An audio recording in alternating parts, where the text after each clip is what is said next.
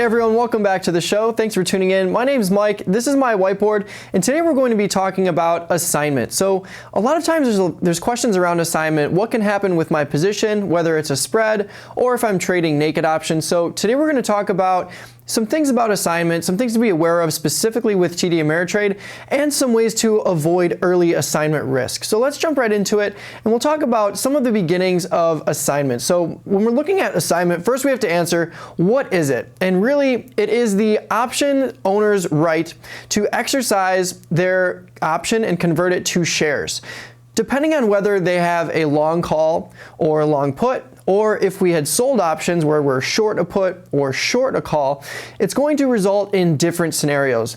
When we look at being long a call and short a put, you can see that at expiration or before expiration, if the option is assigned, it's going to be converted into shares. So when we're looking at a call, if I'm long a call and I hold it through expiration and it's in the money, TD Ameritrade will automatically exercise that option. What that's going to result in is plus 100 shares, or it's going to change that long call into 100 long shares of stock. Same goes for a short put.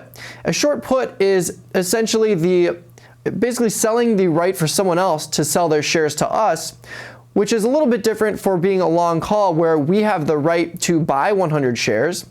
When we're looking at selling a put, at the end of the day, it's still going to convert to long 100 shares of stock.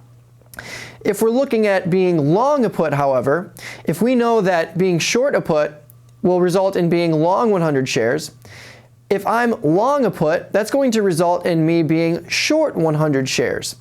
And just like when we're looking at being long a put, which gives us the right to sell 100 shares of stock, if I'm short a call, which is selling the right to someone else to buy shares from me, that's going to result in me being short 100 shares of stock at expiration. So when we're talking about looking at naked options and we're comparing it to spreads, when we're looking at naked options, it's going to convert into shares. But if I have a spread, for example, if I purchased a long call spread where I bought an in-the-money option and I sold an out-of-the-money option against that, if the entire spread is in the money at expiration and both of these options are assigned and they turn into shares, what's going to happen is my long call is going to be converted into 100 shares of long stock, and my short call at a different strike price is going to be converted into short 100 shares. So the brokerage is going to realize that both of these offset each other because I can't be long 100 shares and short 100 shares of the same underlying at the same time. So that's where we get that max profit or max loss situation, depending on whether we bought the spread or sold the spread. And at expiration, even though the options here are going to be assigned and we're going to be converted to shares, after they're converted to shares, if I have a spread, I'm not going to have shares anymore because if I'm long 100 shares and I'm short 100 shares, that's going to even itself out, and the brokerage will relate those two options and essentially wipe out that position from the table. But if I'm just looking at naked options, whether it's a long call or a long put, where I have the right to exercise that option and convert it into shares, or if I'm short a call or short a put where I don't have the right, but I do have the obligation to fulfill that contract. So if I'm short these options, I actually don't have the right to convert that to shares. Whoever bought the option in this scenario would have to convert that, and that's what really creates that early assignment risk. Any options that are in the money before expiration are going to have some degree of assignment risk, but we can usually equate that to having a risk of extrinsic value. So the more extrinsic value there is, the lower the risk normally I'm going to consider when I'm looking at an in-the-money option, and vice versa, the less extrinsic value there is, the higher risk that I'm going to see in terms of whether I might be assigned or not. So we're going to look at a few different explanations here, and one of the very first ones is to consider why would anyone ever exercise early? And on the next slide, we're going to break that down a little bit. So when we're looking at TD Ameritrade's cost basis here and the fees that are associated with exercising an option, regardless of whether someone exercises early or if they hold an option through expiration, there's going to be a $15 assignment fee with the DOE commission structure rate. So if you had opened your account through DOE or on the site, you would be having these commission structure here. So if an option is assigned early or it's held through expiration, there would be a $15 fee per leg. So why would someone exercise early? Well, if we look at the amount of contracts, it's going to be the same amount here. So sometimes, it's very rare, but sometimes it might be cost effective to have the options exercised as opposed to closing out each option.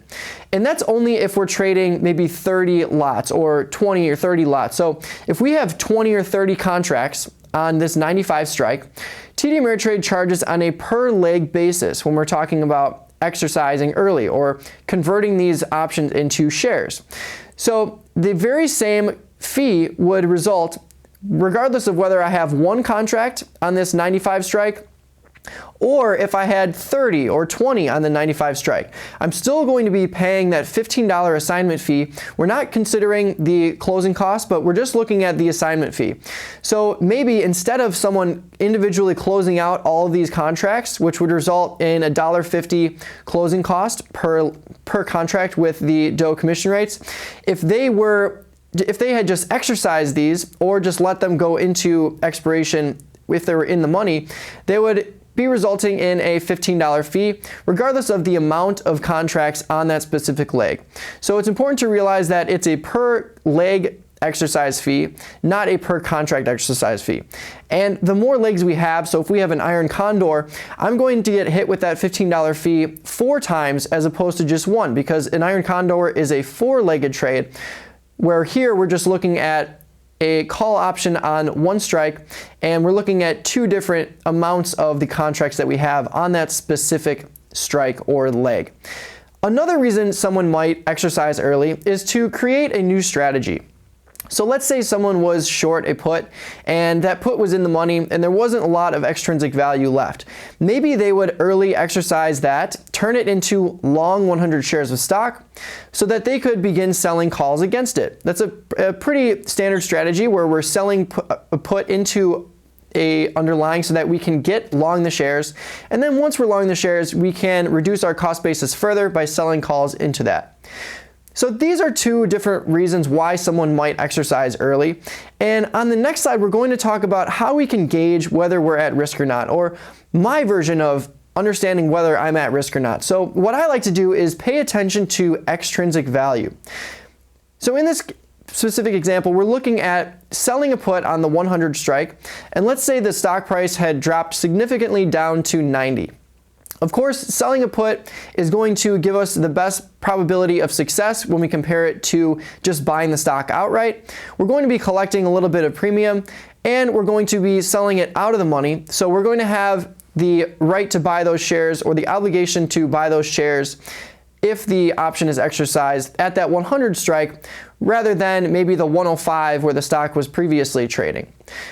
So here we've got 2 different examples, and I've noted these to be low risk and high risk. So my low risk example would be the one with the most extrinsic value.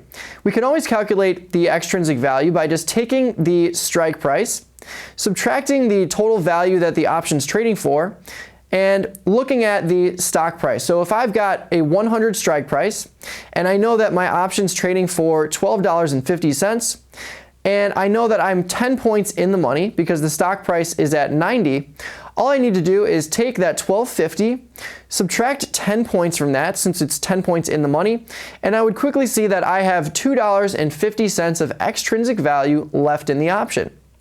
Now, if you missed Jim Schultz's explanation of this last week, it was a great segment where he broke down the math behind what the option owner is leaving behind or giving up when they exercise the option. Since options are converted into shares, and shares don't have extrinsic value, any extrinsic value that is in the option would be given up if the option owner were to exercise this. So at the end of the day, if the option's trading for $12.50 and the option was exercised, I would be long the shares at 100 and the stock would be at 90. So I would instantly be able to capture all of that $2.50 extrinsic value as cost basis reduction if I had sold the put, whereas whoever bought the put would be giving that up. So anytime the option is exercised, they're giving up extrinsic value. And because there's $250 worth of extrinsic value in this option, we still have 30 days to go, so that's clearly you can see why that would be.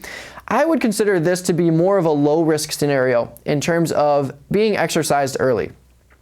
Here though, if we look at the same exact trade with only 3 days to go before expiration, now you're going to see the option trading more for its intrinsic value than ever. And that's going to get closer and closer to intrinsic value as we get closer and closer to expiration. So maybe with 2 days to go or 1 day to go, or even on the last day to trade it, you might see this option trading at maybe 10:03 or 10:02. So we still have that same put at 100, but now the option's trading for 10.10.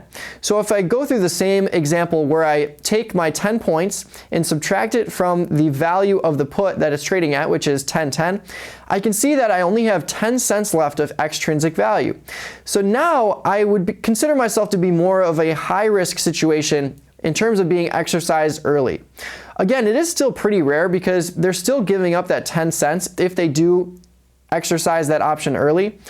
But at the end of the day, it's important to realize that the less extrinsic value we have means that the less extrinsic value there's going to be for that put buyer if they exercise early, the less extrinsic value they're giving up. So in this situation, they're giving up $250, where in this situation, they're only giving up 10.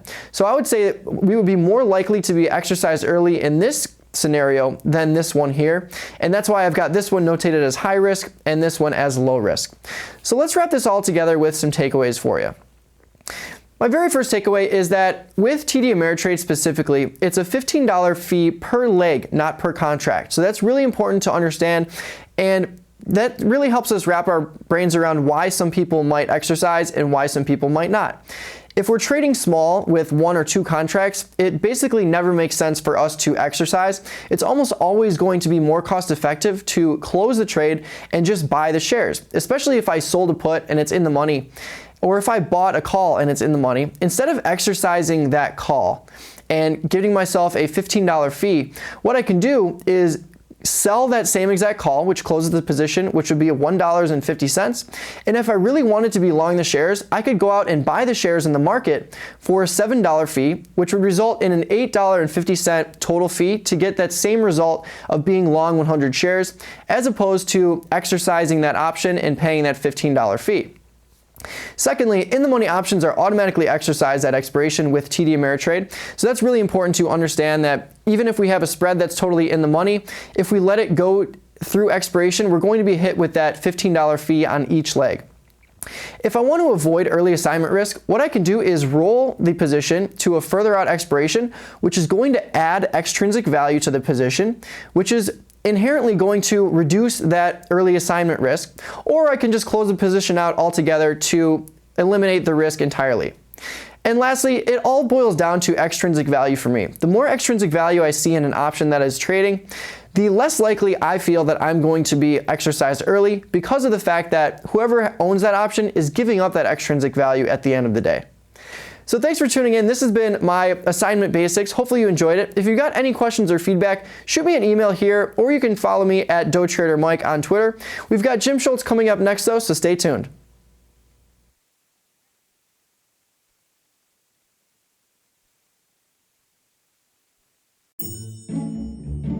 Hey everyone, thanks for watching our video. If you liked this video, give it a thumbs up or share it with a friend. Click below to watch more videos, subscribe to our channel, or go to our website.